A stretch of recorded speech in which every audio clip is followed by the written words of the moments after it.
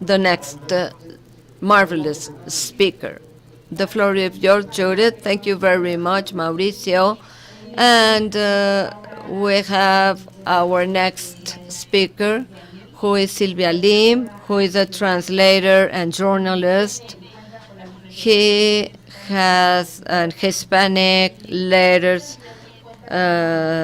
bachelor degree and Hispanic letters by the University of International Studies in Shanghai. She's a professor of Chinese Mandarin at the University in Jalisco. She's a translator and journalist of China magazine. She has translated several works from the Spanish to Chinese and from Chinese into Spanish. I will give the floor to our dear Sylvia Lim, who will talk about the Silk Route. The floor is yours, Sylvia. Hello, dear friends. Can you hear me okay? Yes? I am Sylvia Lim from the China magazine. Thank you very much for inviting me. Especially I want to thank Mauricio Mubarak. It's a great honor for me to be here and share with you some of what I know of my country, which is China. I would like to talk about a topic that you are familiar with, which is Silk Route. I don't know what's going on with my computer. I think there's an interface over there, or can you see my screen okay? We can see your screen. So I will continue. In 2013, Xi Jinping proposed a project, the initiative of the strip and the route. What does that mean? The economic strip of the Silk Route and the maritime route of the Silk in the 21st century. This project was inspired by the old Silk Route. It is how old the Silk Route is. I'm sorry, I have problems with on how old is the Silk Route. Its origin is from first century before Christ, during the dynasty Han. In the year 200, Leopold, the founder of the dynasty Han, led a big army formed by 320,000 soldiers to fight against Shuomin, a confederation of nomad eastern peoples. So they received in Mongolia. Shogun constituted a big threat for the recently founded because they reached a speed of 60 kilometers per hour. When Liu Bang army came to that mountain in Shanshan, in China, so they were attacked by 300,000 horsemen. After this part, and this was a pacific measure, like what's in policy, saying that Chinese emperors married princesses with the heads of the clans. And then we had, when the emperor he planned to revenge and then to stop rendering tribute. He prepared his soldiers, and he also thought about getting an alliance to fight the Xiongnu. Back then, a Xiongnu prisoner told him that at the west there was a nomad population. They decided to send their messengers to look for an alliance against the Sumo in 138 before Christ. An army of more than 100 people started the journey. Yanxian was the leader. He offered voluntarily to have this position when no one wanted.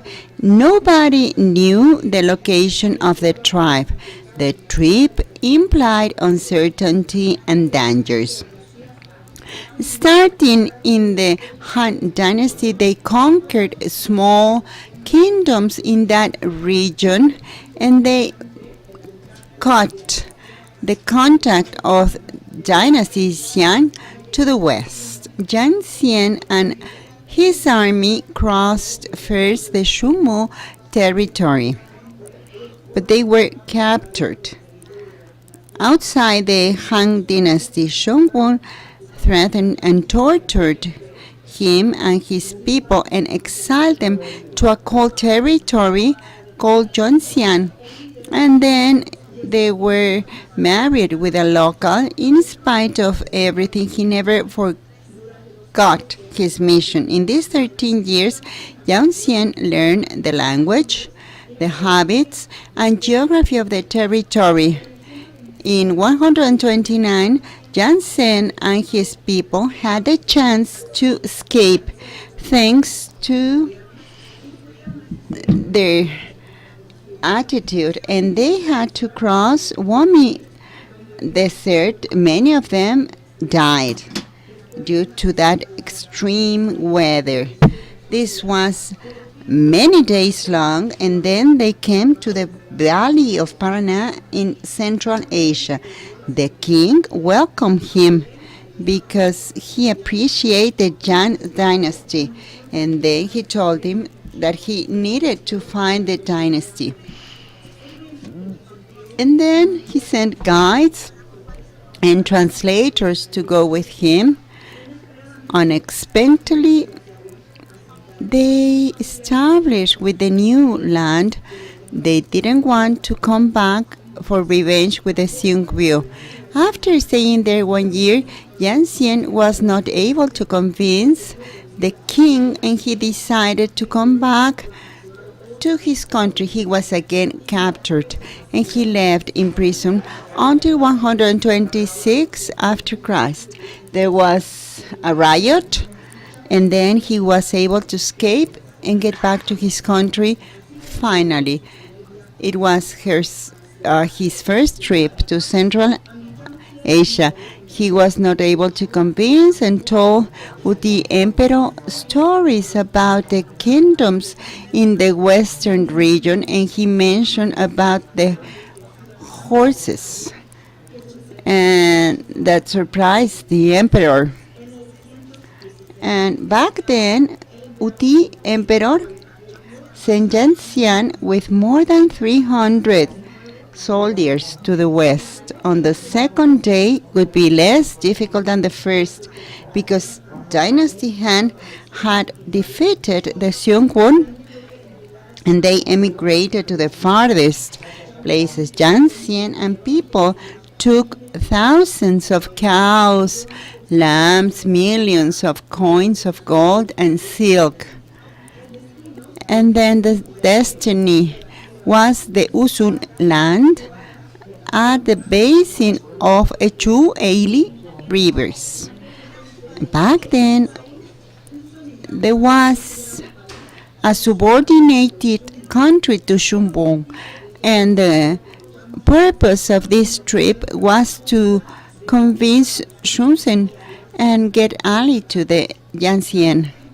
And then they were safe and sound to this land, where the king and officers were deeply impressed by the valuable items they brought. The king welcomed them and expressed his will to set contact with the dynasty, but he thought that he was not going to be against Seungwoo. He rejected the political request from Han Dynasty. The Joseon king sent Changpan the capital of the dynasty, to thank them. Then Uti, emperor, married two princesses, and little by little Orson started to ally with the Han dynasty. In 71 before Christ, they helped the Han dynasty to defeat the Seongon. And then the UC&CS also sent subordinates to visit Yeshu, to show the volunteer and establish relationships with them. After finishing the second trip, he came back in 114 before Christ. This adventurer passed away. Now let's see this route of the first trip. He started in Chang'an. It is here. That's the capital of Han Dynasty.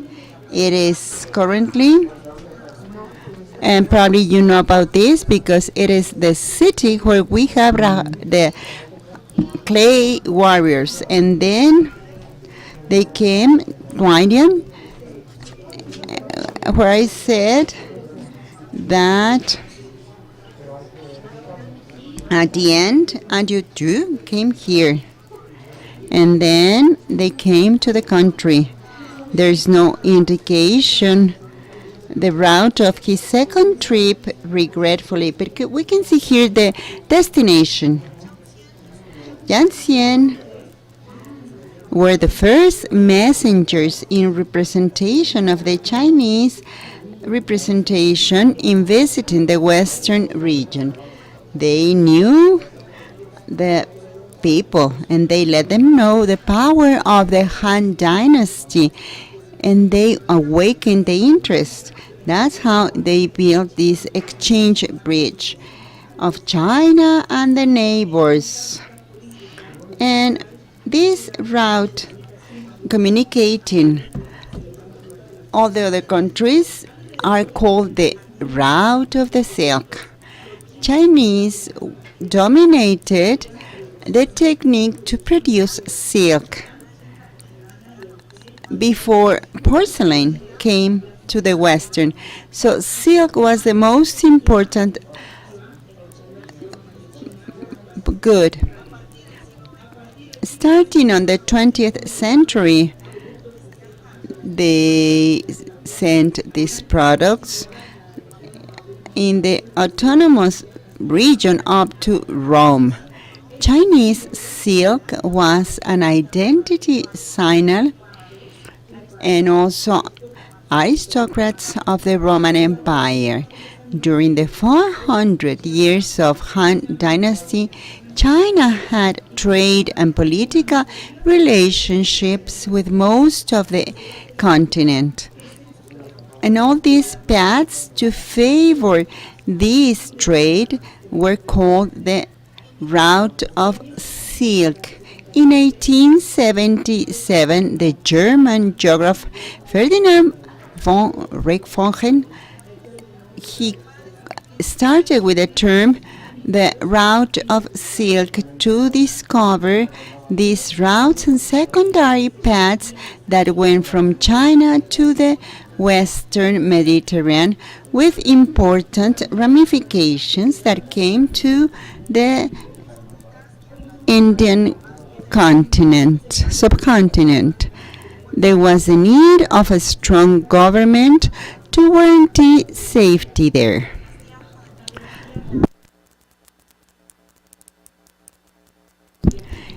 So they invested a fortune in safety of silk, which also helped to show the country the prosperous of China. But starting in the dynasty, starting due to a series of wars, and the government was weakened. And of course, the path of silk was cut during 65 years. Back then, through the pass west of the mountain range, there were 36 small countries. in Xinjiang Sound, and they didn't know if they were subjects of one or the other dynasty. There was an important character, Ban Chao. He was a general, explorer, and diplomat of the Han dynasty, and Ban Chao was sent to the war fields while Dynasty Han was fighting. They sent messengers to convince the leaders of those small countries to ally them. One of them, Ban Chao. They came first to Reno, and the king received them pleasantly, but this didn't last too much. The king started to mistreat them. Ban Chao deduced that there were some other messengers from the countryside. They were divided into two sections. The south surrendered the Han dynasty, and the north, that was stronger, was still fighting. Before this critical situation, Ban Chao gathered his people and said that they needed to risk. And if they removed messengers, the king feel intimidated and they can achieve their mission. During the night, with his 36 soldiers, he carried out a fight, and he caused a fire. Messengers and the scold. When Ban Chao delivered the head to Yanshan king, this news impressed the country. Shangtang kingdom obeyed the Han dynasty. When they knew about this news, the East dynasty felt so he put Ban Chao in charge of all the issues. And then he created an army from different soldiers all over the world, and more than 50 countries in this region subject to Han dynasty. Thanks to the efforts, the former Silk path started to be more used. Ban Chao's goal was to be in contact with that sea for the Roman Empire. Back then, Han Dynasty and the Roman Empire were the two most important civilizations of the world, without direct contact. In 97, Ban Chao sent a messenger to visit, but he just came to the border of the Persian Gulf, and he was not able to advance more. Ban Chao's dream didn't come true until September 169, when Roman messengers came to Luoyang, capital of Dynasty Han. That was the first direct contact with two civilizations. And how these messengers came to China? Well, through the sea path, thanks to technology progress. So it was created the Silk Sea Dynasty.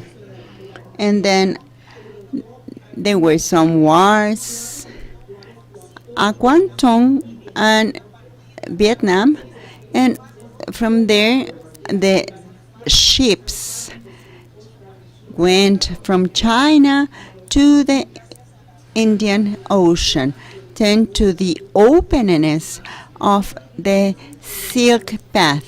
That's how civilizations came in contact. So in the southeast ports of China, they started there, then Indian Ocean, and then Persian Gulf, Red Sea, and up to the western coast of Africa. In this book of Han, covering the story of China, 206 BC to 96 AC. There is a route recorded of the Han Dynasty to come to Rome and then to China and Sri Lanka. This is the oldest record of the sea silk path. We can conclude that both routes were built at the same time. Back then, once a ship left, it was close to the coast, and of course, journeys were longer. It took a year to come to Sri Lanka from Julang in Kwantung province. 2000 years ago, traveling by sea implied dangers but also economic benefits. Chinese took gold and silk to trade with the southeast countries.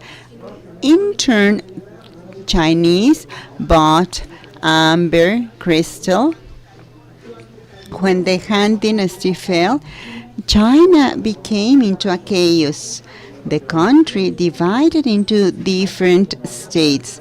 Consequently, the land silk path was intermittently closed.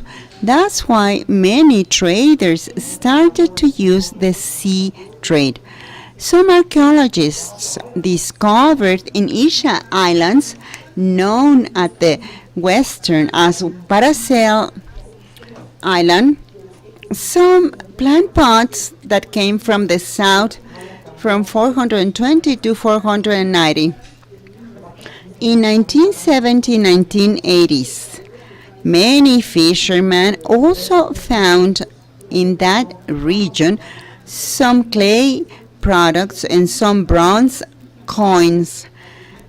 And some Chinese archaeologists made 6 important explorers in Asia Islands, discovering many articles demonstrating that since the Han Dynasty, some Chinese ships started passing in the mid of the Chinese Sea. Faxian was a monk of the Qing Dynasty, 265 to 420, and he came to India inland to look for the books of the Buddhist discipline. Back, he took a ship in Sri Lanka to come to Guangzhou. In his trip memories, he said, "The sea is limitless. You cannot tell where the west or east is, so you can advance only by looking at the moon and stars." This new route started in Guangzhou to come to the southeast and South Asia, which is shortest than the previous path. People could travel to farther places.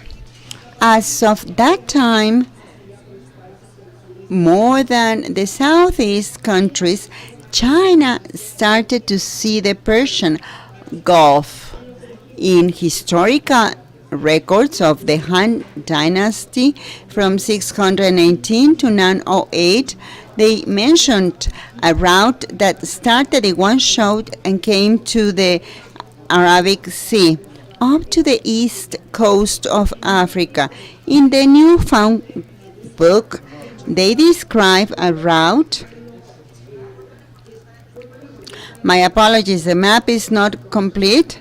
Guangzhou is in the south of China, and then it passed the Meridional Sea of China, down here, the Malacca Strait, the King of Sigala, which is Sri Lanka, and then in the Persian Gulf, through the west coast of the Indian subcontinent, and then to the Ula Kingdom, where we have the Euphrates River.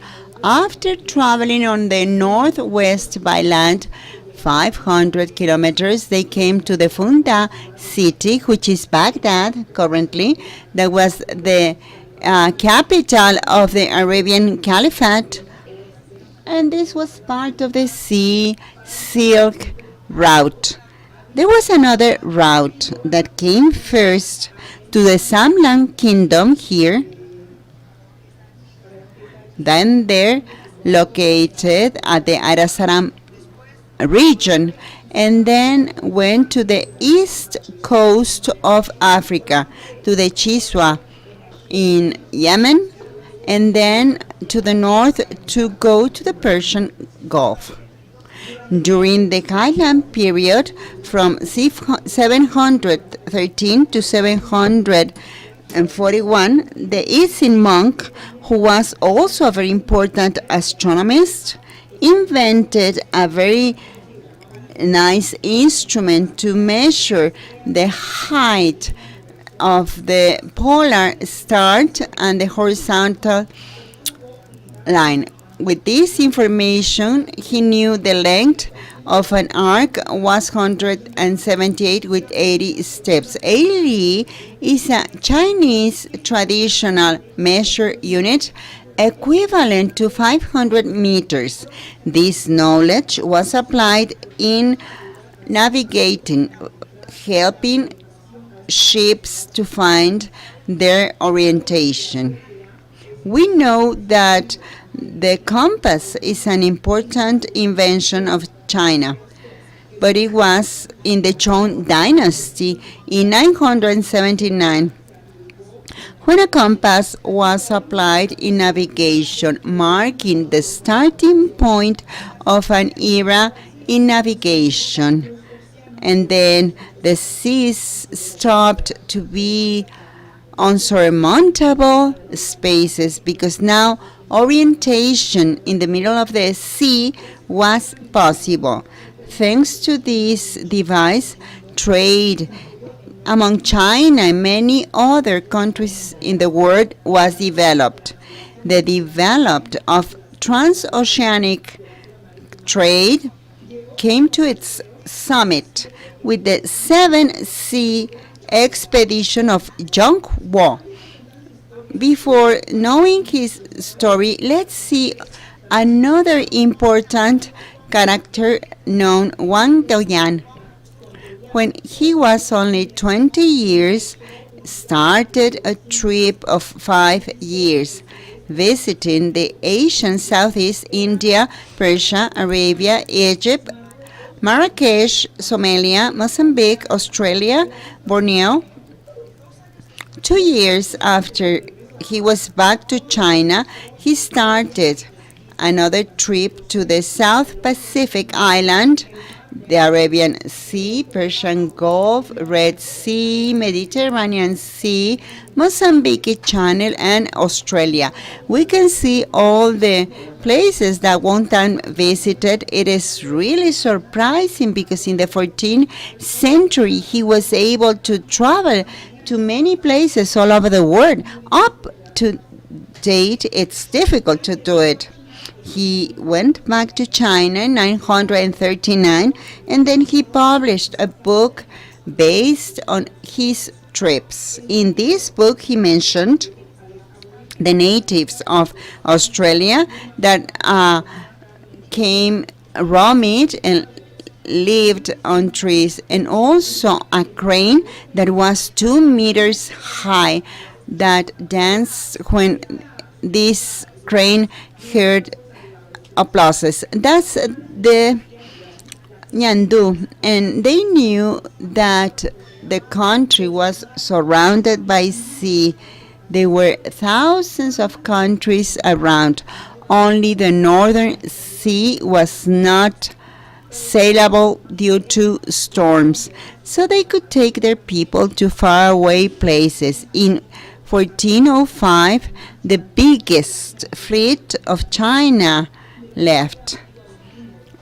The leader was Shen He, and the troops came from Nanxing.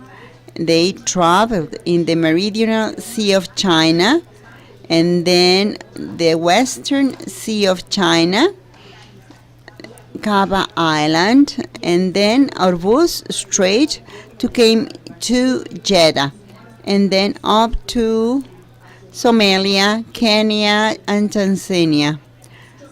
He made 7 sea expeditions. Each time he brought more than 200 ships and thousands of people.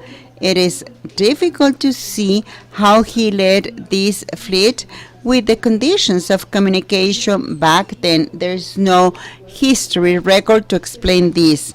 We deduct that they used flags and also lights at night. When there were no visibility measures, only wongs. The fleet extended through 1 kilometer and they needed for best communication means. However, we do not know how well they did. Then to 1433, John Hua made 7 expeditions visiting more than 30 countries. John Hua and his people defeated pirates, financed temples, fought against enemies, and established friend relationships with many countries. So they were able to make friends with some other countries. China looks to revitalize the spirit of the Silk Route in current context where we see challenging changes. After what I told you, you may know the courage of the Chinese people and the goodwill to establish friendship and cooperate for prosperity, especially in this COVID-19 pandemic era. The world should be more united than ever. We should be united or we cannot overcome this pandemic. I am in Mexico, far away from my country, sharing my knowledge with all of you, but I can feel that the Chinese people spirit is always here, and I am communicating the culture of my country, demonstrating the good willingness of my people.